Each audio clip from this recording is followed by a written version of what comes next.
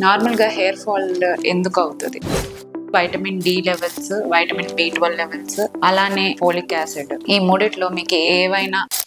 Hello, నమస్కారం అండి. నేను doctor Mounika, MD DVL, dermatologist and cosmetologist from MK skin and plastic surgery clinic. చాలా మంది నా క్లినిక్ కి వచ్చి, మేడం జుట్టు రాలిపోతుంది, హెయిర్ ఫాల్ అయిపోతుంది, ఏం చేయాలి, ఆయిల్ ఏం వాడాలో చెప్పండి, లేదా ఏం షాంపూ వాడాలో చెప్పండి అని అడుగుతా ఉంటారు. ఫస్ట్ మనం తెలుసుకోవాల్సింది ఏంటి అంటే, మీరు ఏ ఆయిల్ అప్లై చేసినా, ఏం షాంపూస్ వాడేసినా హెయిర్ ఫాల్ ఏం తగ్గిపోదు.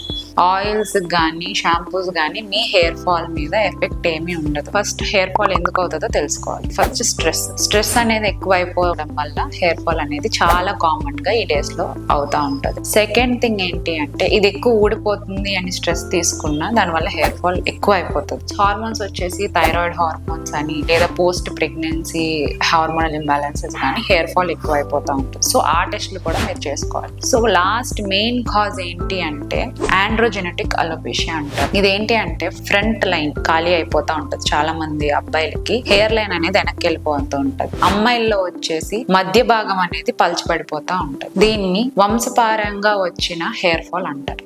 దీనికి కొన్ని కారణమైన ఆండ్రోజెన్స్ రిలేటెడ్ ట్రీట్మెంట్ అనేది తీసుకోవాలి. మరిన్ని ఇలాంటి వివరాల కోసం కిందున్న నెంబర్ని సంప్రదించండి.